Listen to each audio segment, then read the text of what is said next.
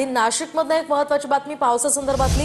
नाशिकमधील गंगापूर धरणाचे सर्व दरवाजे उघडण्यात आलेत। या धरणातनं गोदावरी नदीमध्ये 5186 क्युसेक वेगाने पाण्याचा विसर्ग सुरू आहे। गोदावरी नदीची पाणी पातळी आणखी वाढण्याची सुद्धा शक्यता आहे। तर सध्या गंगापूर धरण 61% भरल्याची माहिती आहे। आपण पाहू शकतो या दोन्ही दृश्यांच्या माध्यमातून गंगापूर धरणाचे सर्व 9 दरवाजे आता उघडण्यात आलेत। या संदर्भात अधिकची माहिती जाणून घेऊयात आमचे प्रतिनिधी चंदन पुजाधिकारी यांच्याकडून। चंदनजी, काय सांगाल? सध्या या ठिकाणी पाऊस वाढल्याचंही कळतंय आणि त्यामुळे विसर्ग वाढवण्यात आलाय, काय सध्याची माहिती? मोहिनी, खरं तर नाशिकमध्ये पावसाची संततधार कायम आहे आणि नाशिककरांसाठी एक अत्यंत दिलासादायक असं दृश्य जे आहे ते या ठिकाणी आपल्याला गंगापूर धरणात बघायला मिळतं आहे।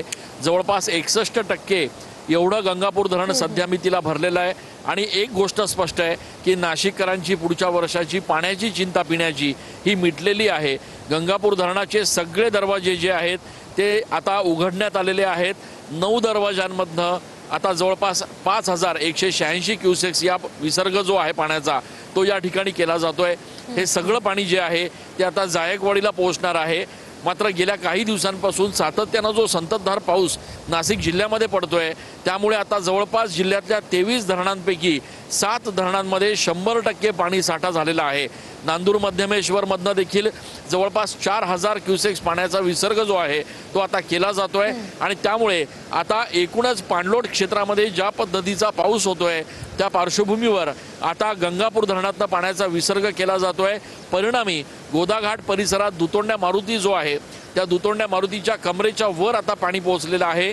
पाऊस जर असाच कायम राहिला तर धरणातनं पाण्याचा विसर्ग हा वाढवला जाऊ शकतो आणि त्या परिस्थितीत गोदाघाट परिसरात पाण्याची पातळी आणखी वाढू शकते। त्यामुळे या सगळ्या पार्श्वभूमीवर आता गोदाघाट परिसरातल्या रहिवाशांना देखील सतर्कतेचा इशारा देण्यात आलेला आहे। मात्र एक गोष्ट निश्चित आहे की नाशिककरांची पुढच्या वर्षभराची पिण्याची पाण्याची चिंता जी आहे ती आता मिटलेली आहे आणि त्यामुळे एक दिलासादायक चित्र नाशिकच्या गंगापूर धरणातनं बघायला मिळत आहे। मोहिनी, नक्कीच धन्यवाद चंद्रजी दिलेल्या या सगळ्या सविस्तर माहितीसाठी। एकूणच सध्या नाशिकमध्ये संततधार पावसाची सुरू आहे।